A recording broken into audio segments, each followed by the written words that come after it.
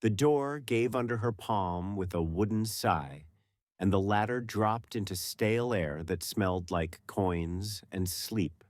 She froze at the rim.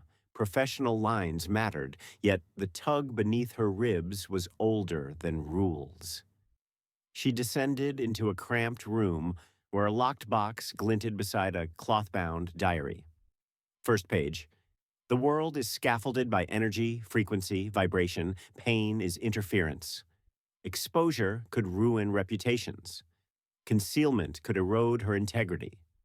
She should leave. The silence thickened until it felt like a hand on her shoulder. She opened the diary and began to read. For years, she had moved through other people's endings like a careful ghost. Estates arrived as cardboard avalanches, receipts, birthday cards, warranties, a chipped mug wrapped in yesterday's headlines. She sorted, labeled, reduced.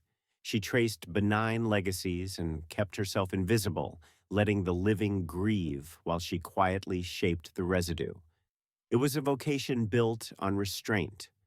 The weight of history sat heavy in her hands, but she never let it settle in her chest. The house came through probate like so many others, sleepwalking toward demolition. A square farmhouse with outbuildings collapsing at their own slow pace. She was there to identify, not to intervene. Still, as she crossed the main room, the floorboards answered her step with a resonance that didn't match the bones of the place. It wasn't a creak, it was a throat clearing. She cataloged the obvious first, family photographs with silvering edges, a drawer of blunt pencils, a ledger full of grocery sums and brief notes about weather. Nothing unusual, nothing accusatory. Yet the resonance tugged at her attention until the rest of the house felt like camouflage. What she wanted, though she rarely said it aloud, was pattern. Not gossip or scandal. Pattern. The human weave that made sense of the scatter. In attics and basements, she listened for it the way a tuner listens for the center of a pitch. Sometimes it was there, a quiet through line. Sometimes it wasn't. This time it pressed up from below. She traced the sound to a pantry where shelves had been screwed straight into the plaster. Behind a row of empty jars, a seam cut the walls quiet. She pressed, then pried. A thin panel shifted, revealing a square lid flush with the floorboards, a concealed hatch. She knelt, heart steady, palms dry, and told herself to notify the demolition crew. Initial refusal is also a kind of professionalism. She stood. She left. She made it as far as the porch. Calm returned not like a wave, but like gravity. She went back, collected her tools, and with a deliberate patience, slid a flat bar beneath the seam. The lid resisted, then lifted an inch, releasing a breath of air that had learned stillness. The opening was neat. The ladder was handmade, rungs polished by use. The descent felt like walking into a whisper you're not sure is meant for you. At the bottom, rough planked room, handmade, shelves, a single chair facing a blank wall. Against one wall rested the rusting skeleton of a radio console, its bakelite knobs dulled to a bruise color. On the shelves, jars held iron filings that clung to glass like frost. Cardboard trays organized broken radios by their wounds. Small stones sat in labeled tins, north, south, east, west, each scrawled with a date and a weather word. She moved as if the air itself could be disturbed into confession. The chair, facing nothing, called up a picture she did not like, somebody listening to a wall until the wall listened back. The locked box sat beside a diary so modest it almost apologized for existing. Cloth-bound, corners rounded by hands. She lifted it. The first page had been written in a measured hand. Energy, frequency, vibration. The world hums. and pain is interference. It was not a claim dressed in science's uniform. It was confession shaped like theory. She felt implicated. Her own days were measured by sound, the hiss of archival tape, the whisper of paper sliding into folders, the soft click of a lid closing. She had her rituals, her calibrations.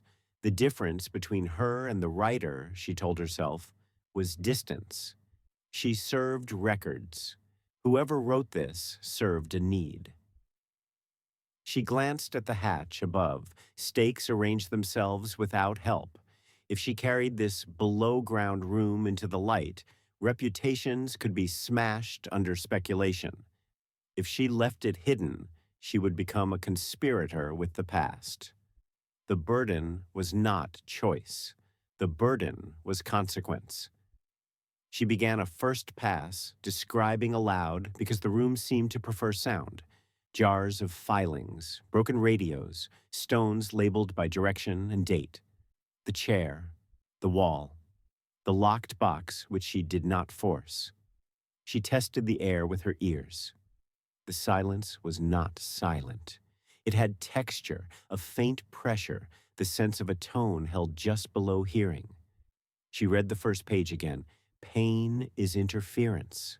She was not a believer. Yet she recognized the shape of a mind building a scaffold against the unyielding. It was not just discovery. It was inheritance waiting for a carrier. When she finally closed the diary, the room did not relax. Neither did she. She had crossed a threshold, and thresholds are one way more often than doors. She slipped the book back to its place, stood by the chair without sitting, and promised herself she would proceed with care. The silence, patient and intrusive, kept the promise with her. She opened to the second page and found not a name, but a ritual. Before breakfast, the writer listened. Appliances first, the refrigerator's throat, the kettle's rush, and then the exterior world, the distant train, the wind combing the trees, the neighbor's porch swing groaning through arcs. Each line read like a prayer written in measurements. Each day began by mapping hums, then adjusting the self to meet them. Desire to understand rose in her like hunger. Fear followed it closely. Misreading a life is a kind of violence. The diary asked her to interpret, and interpretation leaves fingerprints. She kept her breathing slow and her eyes honest. Early entries assembled themselves with a quiet, stubborn logic. A caretaker, nameless, unpretending, had charted tones the way others chart rainfall. Appliances were listed as if they were weather systems: refrigerator, 60-cycle backbone, radio static, migrating, boiler, erratic throb on cold mornings. Outside, cicadas pulsed in late summer at a measured beat. Train whistles carved a corridor through dusk. A far substation shouldered the horizon with a persistent veil. Diagrams rendered these in loops and ladders, dotted always with a small symbol for the cabin. The room was the ear. The room was the instrument. Energy, frequency, vibration. Repeated, underlined, not as science, but as scaffold. He was not proving a theorem. He was building shelter from what hurt. The more she read, the clearer the picture became. Pain as interference. Relief as alignment. When you cannot quiet ache, you can try to quiet the room around it. When you cannot quiet the room, you can try to tune yourself to what the room insists on. A brief micro-story unfurled in 4 lines. A neighbor came with night terrors that tore sleep into ribbons. The caretaker took a wind chime that clanged like cutlery and retuned it. Lengths altered, spacing reset, a new interval set to catch the prevailing breeze. That night, the neighbor slept. The diary called the relief a thinning fog, a weight lifting not in triumph, but in permission. The neighbor brought bread. The caretaker, careful even on paper, called it coincidence. He underlined the word twice. On the shelves around her, objects aligned with inked descriptions. Jars of iron filings were not keepsakes. They were sensors. In one entry, he placed them in corners to witness field drift when storms approached, recording how the grains leaned before thunder arrived.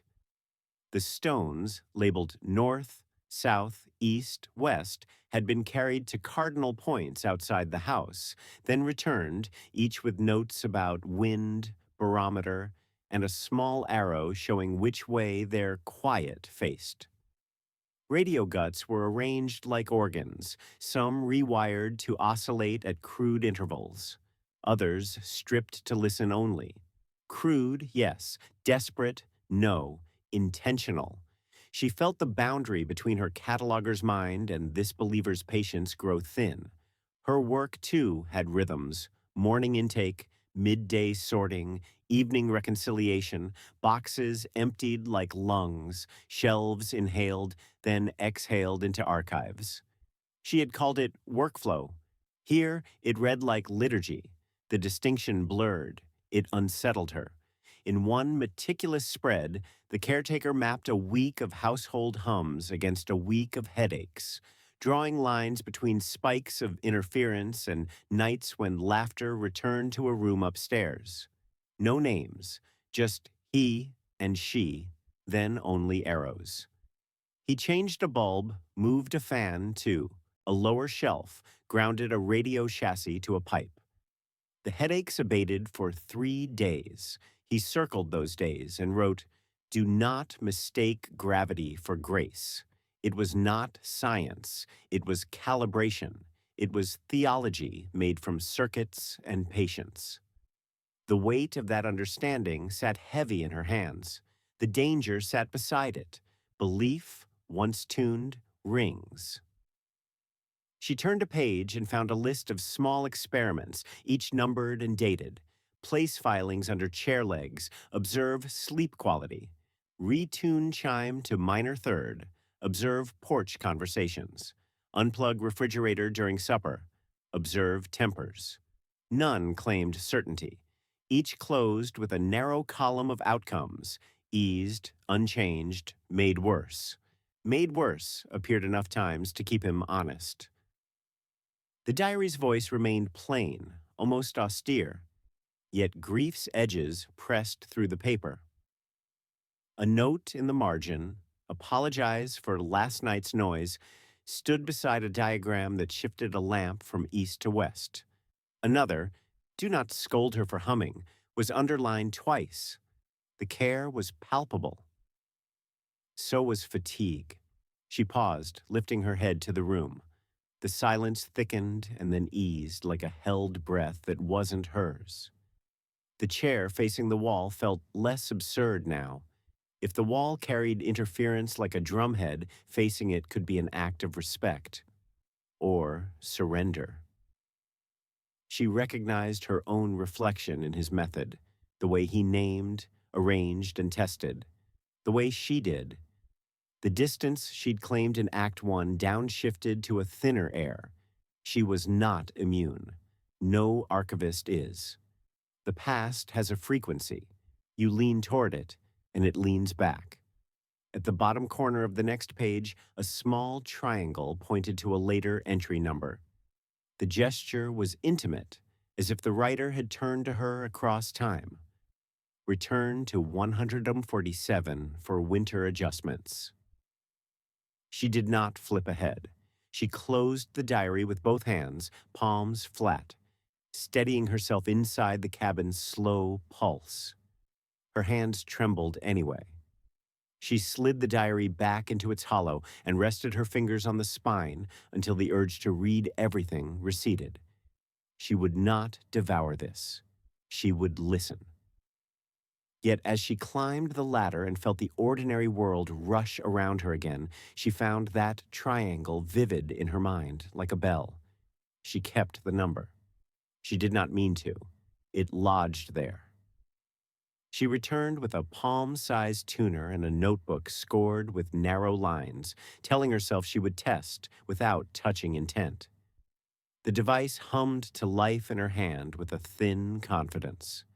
She stood at the hatch, breathed once, and carried the ordinary world down rung by rung. The first attempt was simple in design, map the room's hum the way he had mapped the house. She set the tuner to sweep low bands and held it at shoulder height, then waist, then knee, moving slow arcs through the air. The silence responded like water to a cautious oar, ripples she could not see passing through her skin. The screen wobbled, lighting in soft hills. Beneath it all lay a low, unyielding presence, less a tone than pressure, the room's back firmly set against her measuring. She marked it anyway, drawing a line that did not move. The readings refused to settle. The tuner's own circuitry bled into the space, seeding little spikes that rose where her hands trembled. Intrusive, she wrote in the margin. Not the room. Me. She clicked the device off and the change was immediate. A depth returned, subtle and steady, like a secret stream resuming its route. She pressed her tongue to the roof of her mouth, ashamed at the noise she brought merely by trying to understand. Second attempt. She followed one of his diagrams, the simplest. 4 jars of filings aligned at the cardinal points relative to the chair, each turned so the iron leaned inward.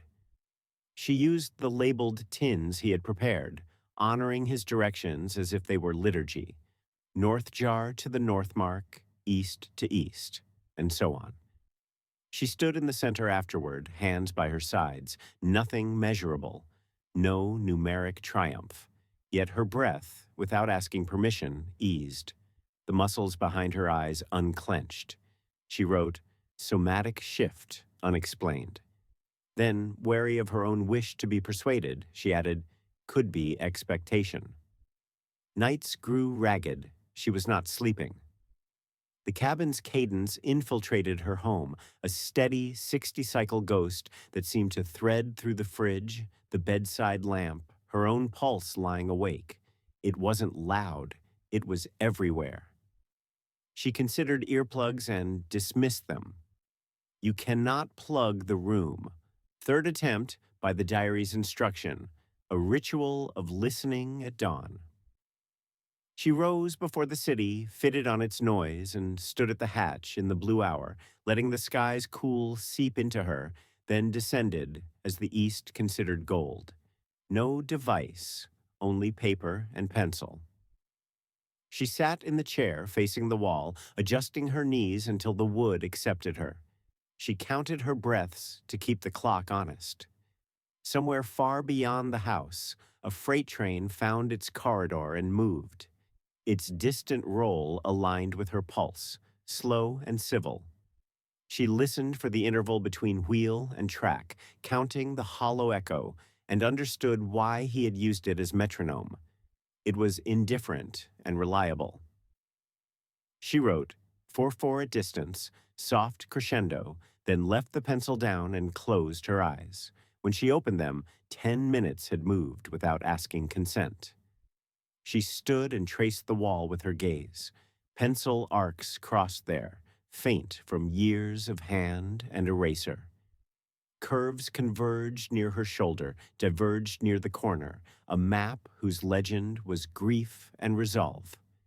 She lifted her hand and did not touch.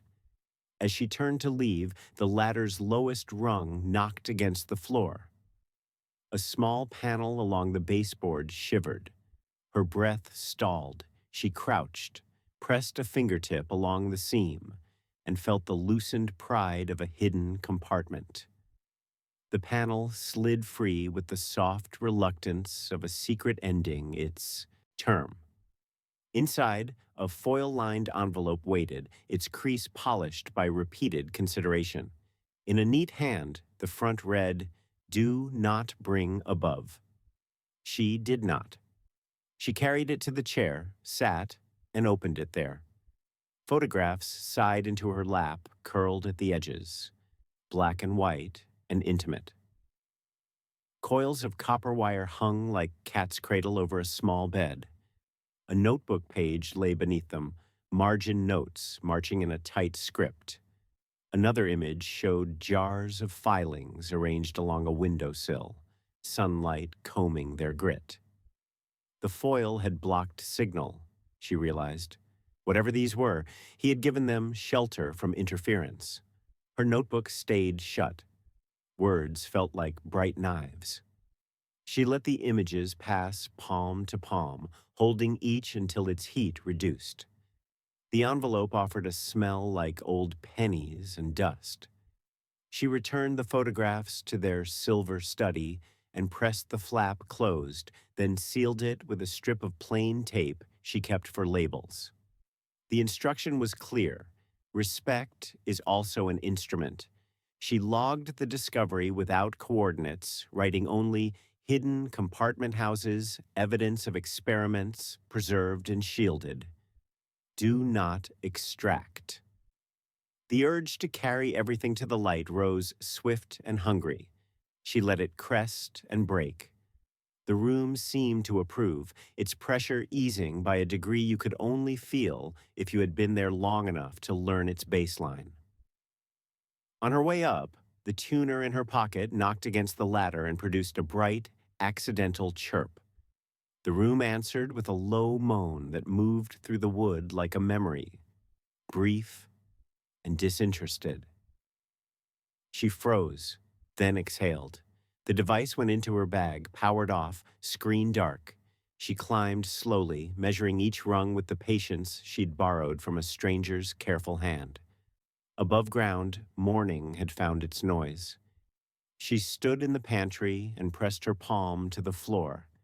The resonance she had first heard now felt like a quiet animal settling again. She wrote one line before closing the notebook. The room does not want to be measured. It wants to be met. She waited until late afternoon, when the light above ground thinned and the house stopped pretending to be busy. The envelope's warning still pressed against her mind like a thumb bruise. She descended without the tuner, without bravado, carrying only the diary and a pencil she might not use. The silence thickened as she reached the chair. She set the diary on her lap, then slid the foil envelope beside it and opened to where the pencil arcs on the wall would not feel her eyes as intrusion. The photographs were patient. She was not. She forced herself to slow enough to see. A child's bed appeared first, tucked under a lattice of copper wire that arched from headboard to footboard like a low sky. The wires were twisted with an almost pastoral neatness, anchored to wood dowels and a radio chassis repurposed as a base. The mattress was bare. A pillow was thinly cased. In the margin of a notebook page taped to the photo's edge, a small apology had been written, then crossed out, then rewritten lower on the page. I am trying to make the room gentle. Another image, smaller, held a face in profile that wasn't named. A hand reached into frame with a coil of wire, as if offering a halo no one asked for. Notes beside it listed migraines in irregular columns. 3 nights without, 2 severe, 1 long, steady ache. He had drawn little waveforms next to the dates, the amplitude rising like grief's chest. Apologies returned in fragments along the borders. Sorry for the hum. Sorry for the late hour. Sorry for the heat. She felt the impulse to defend him surface before her shame could catch it.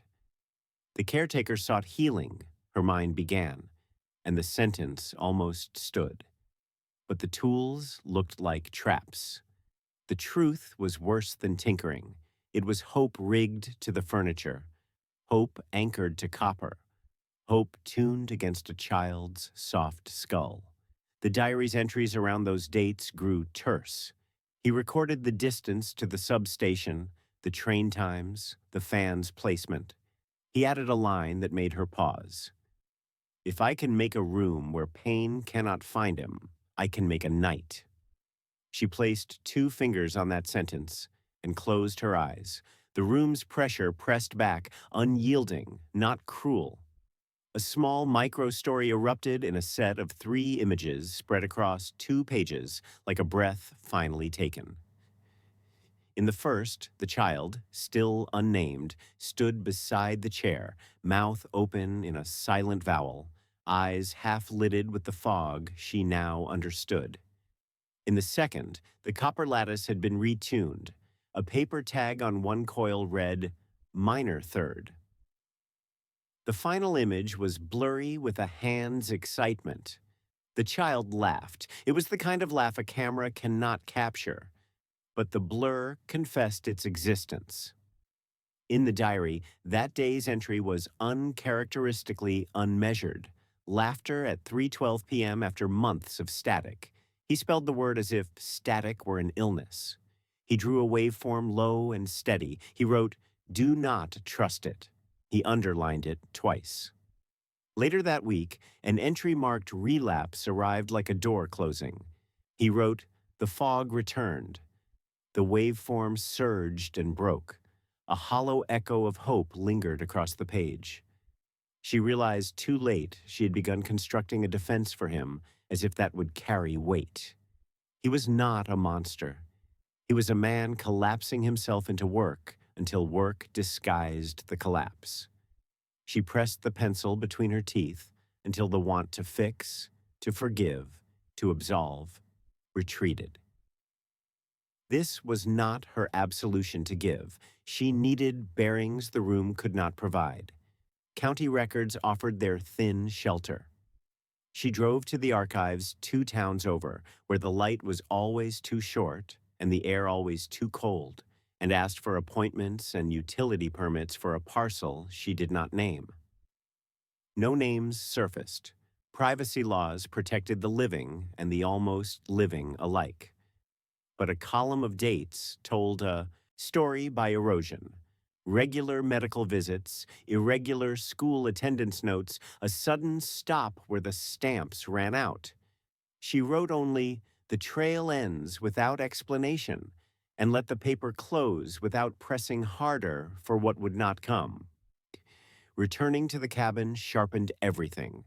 The chair faced the blank wall as before, but now the faint pencil arcs were not abstractions. They were failed attempts and nearly miracles. Lines converged where someone had believed farewell could be tuned, diverged where someone realized the room would not obey. She stood in the placement where a head would rest and followed an arc that crossed just above her shoulder. The pencil had dug deeper there, as if a hand had remembered the point too often to keep it light. At the back of the diary, a section closed on itself. A tab marked Inheritance lay flush with the foredge, the pages glued shut in a seam that looked like resolve and fear speaking in one voice. She ran a finger along the sealed edge and felt the glue's brittle ridge. The decision rose before her, fully formed. She would either preserve the artifact or break it to protect what it contained from rumor's casual hunger. The burden versus her code. She did not open it. Not then. She slipped the photographs back into their foil shelter and returned the envelope to its compartment with the care of placing a stone on a grave. The room's pressure, intrusive and steady, approved of restraint, or else she asked it to. She pressed the diary closed and held it until its warmth left her palms. Then she wrote a single line on a narrow slip of paper and slid it beneath the envelope, a note to a stranger she could never meet. "I hear you. I will come back." She stood at the hatch with the diary balanced in her palms. the sealed tab labeled Inheritance cutting a quiet line against her thumb. Tension braided itself into two chords: break the pages and betray her code, or preserve them and betray the human voice asking to be heard. The burden pressed heavier than any rulebook. The silence below waited, unyielding. She had no choice but to choose. Choice was the job. She laid out the tools that did least harm: no heat guns, no blades, only a kettle set to burble, a porcelain teacup to cradle steam, a soft bone folder, a strip of blotter. She rehearsed the movements in the air as if choreography might keep conscience from slipping. The air was steady, her hands steadier than she deserved. Down in the cabin, she set the diary on the chair and arranged the kettle on a trivet she carried for this purpose. Steam rose like a polite ghost. She held the foredge over the cup at a careful distance, letting warmth persuade glue instead of force. Fibers relaxed. The ridge softened. She breathed in counts of 4. The silence thickened as she descended the first page and then yielded. No tear, no scar, just the slow release of a decision meeting its cost. The pages opened like a held breath, finally exhaled. Inside, a confession unfurled without ornament. 2 lives ended here, the writer said, not by intent, but by unrelenting error and exhaustion, not the child alone. A second loss lay folded in the same sentence: a partner who had kept watch until the watch kept them. He did not ask forgiveness. He recorded the waveform of grief as if it could be stored: low frequency, wide amplitude, persistent, intrusive. He noted the day the laughter left, the day the fog did not thin, the day the chair emptied for good. He listed frequencies avoided after that: harsh peaks from transformers, the jagged chatter of fluorescent tubes, a radio station whose jingle cut like glass. One frequency he wrote called. He did not name it. He drew its curve instead, a nearly level line that hovered just above silence, a quiet you had to lean into. He wrote, endurance sounds like this. He wrote, release almost does. She stopped reading and stepped outside. The ladder rose into known light. The air was heavy with dust and the faint sweetness of long decayed hay. Overhead, a hawk cut a clean arc. The world hummed differently now, not louder, not kinder, just truer to itself.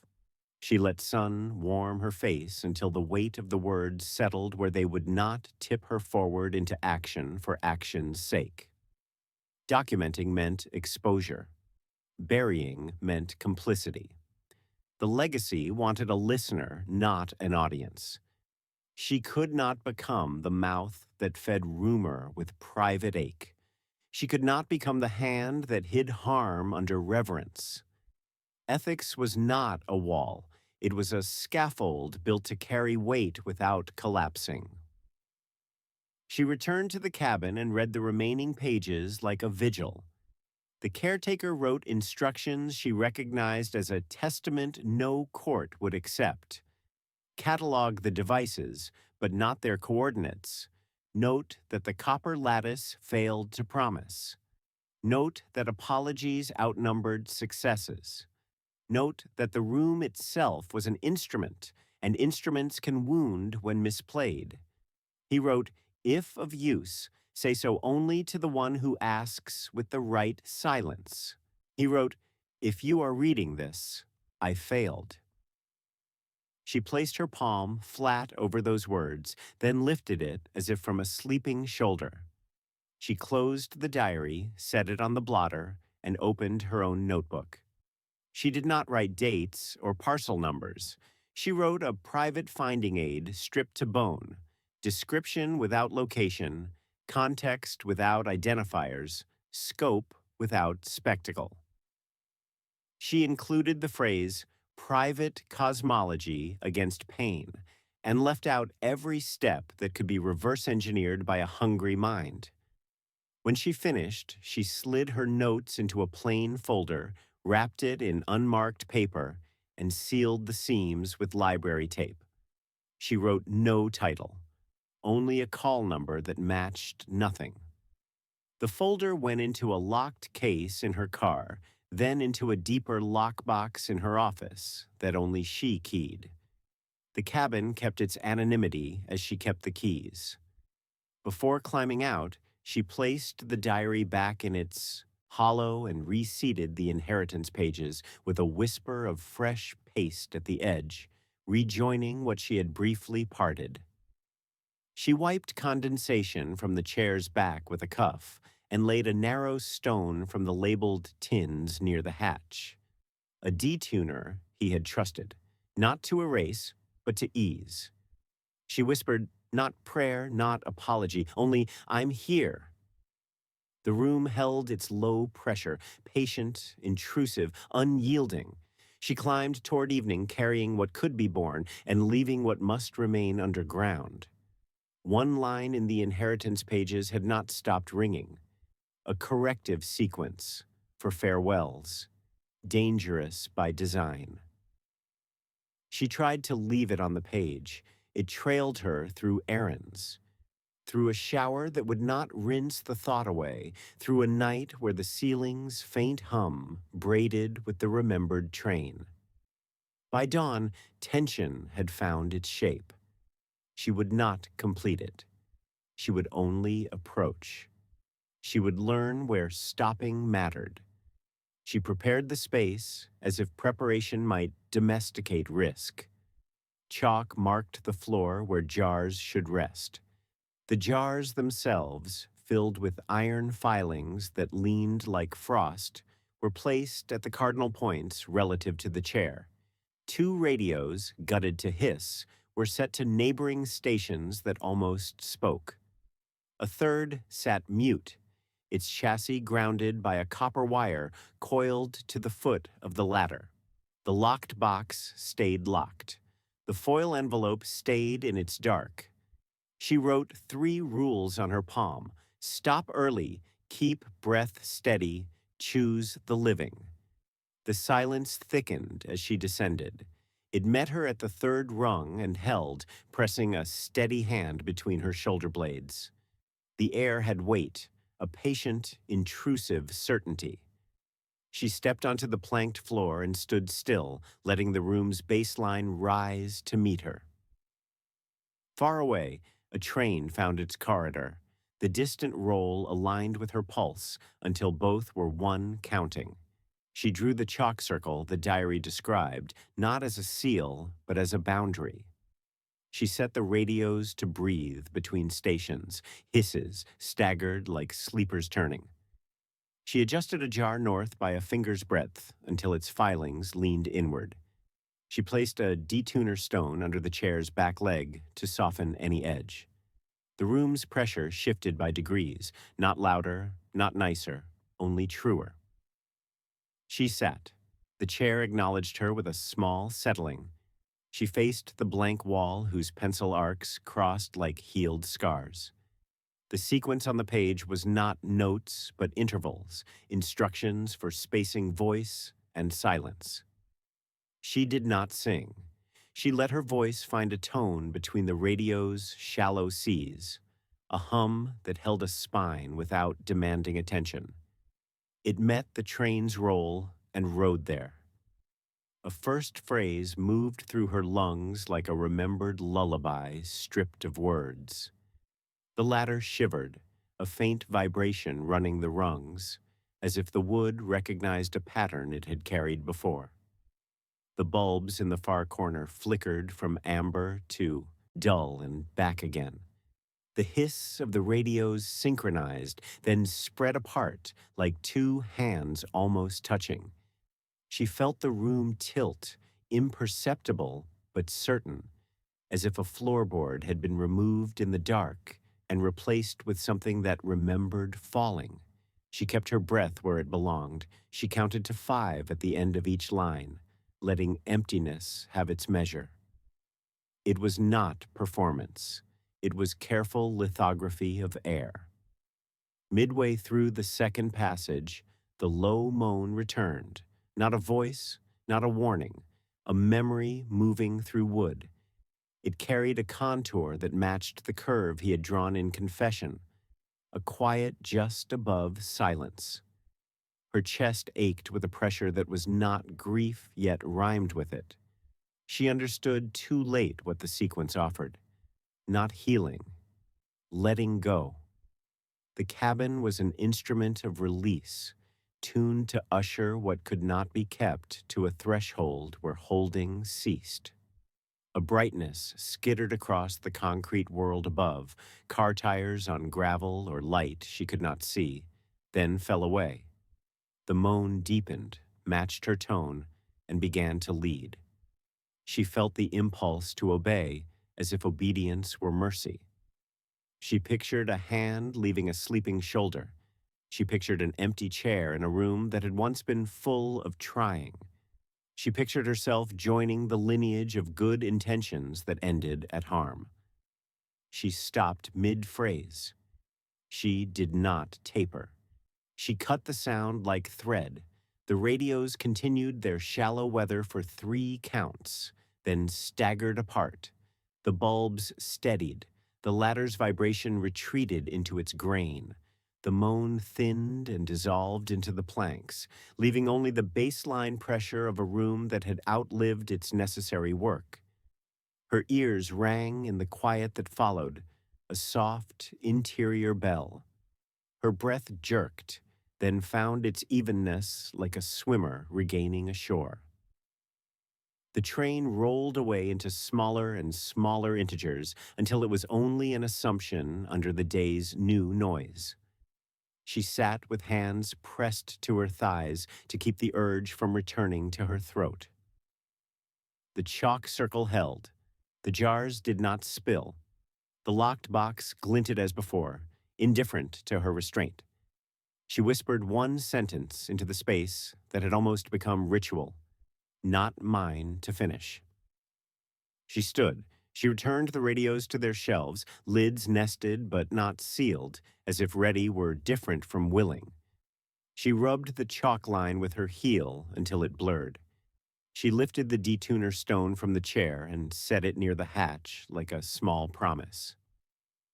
Then she climbed, rung by rung, carrying the decision like a key, turned only halfway, choosing the living over completeness, and leaving the room to rest with its long-held breath unspent. After the near ritual, she refused the comfort of inventory. Facts felt thin. Instead, she cataloged what the room had left inside her. Cadence first, the distant train's even roll.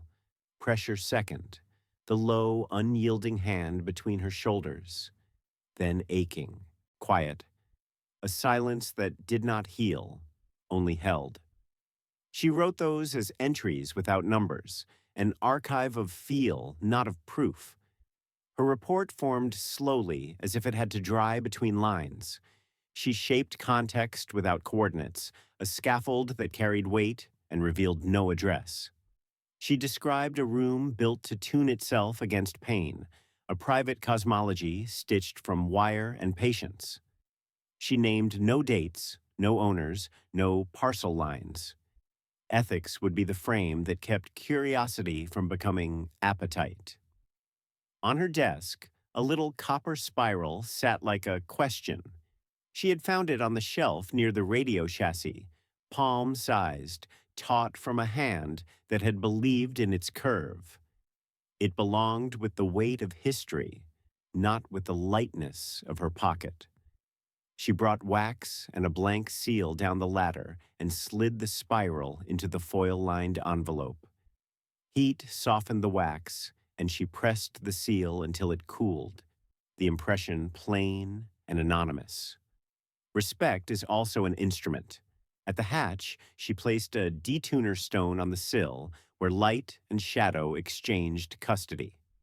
The promise was not grand. Keep the hum gentle.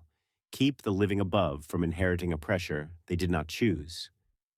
She rested her fingertips on the wood and felt the faint resonance answer, patient, intrusive, unchanged. The room would not be converted. It would be kept.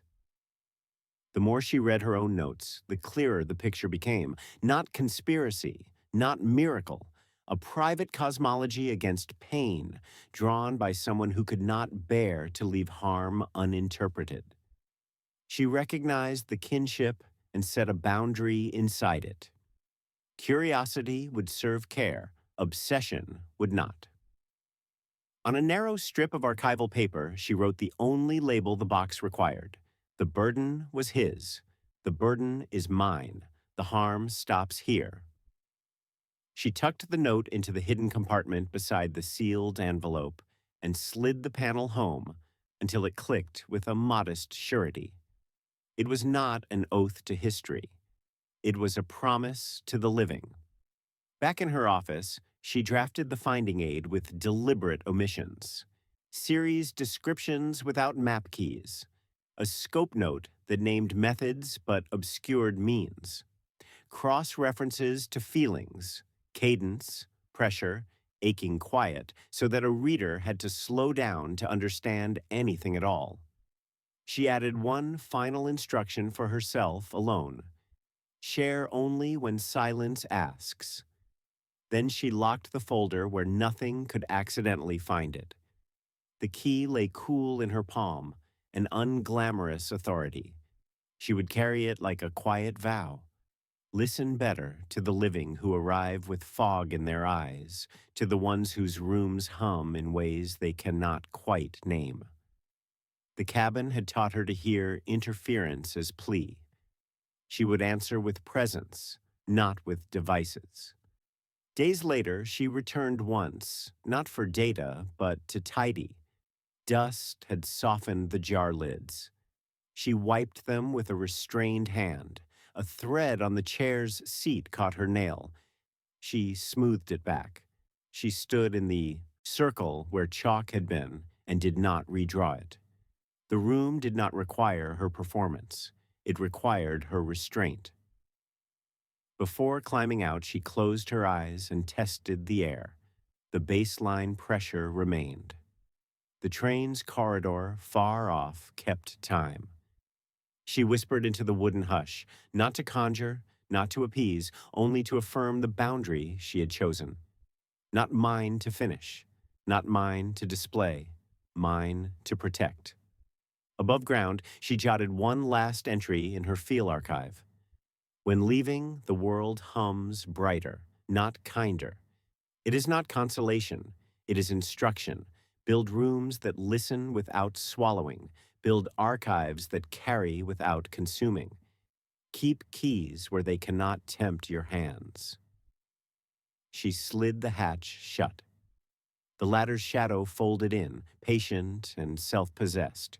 She pressed her palm to the seam until the cool wood registered her warmth and returned nothing back, which felt right.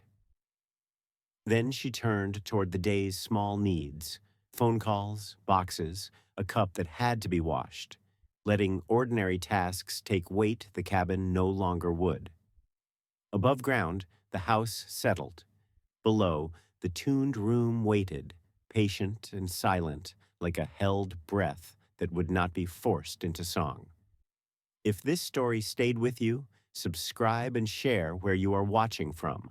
Follow the channel to uncover more forgotten legacies. Tell me, what would you have done with the sealed pages?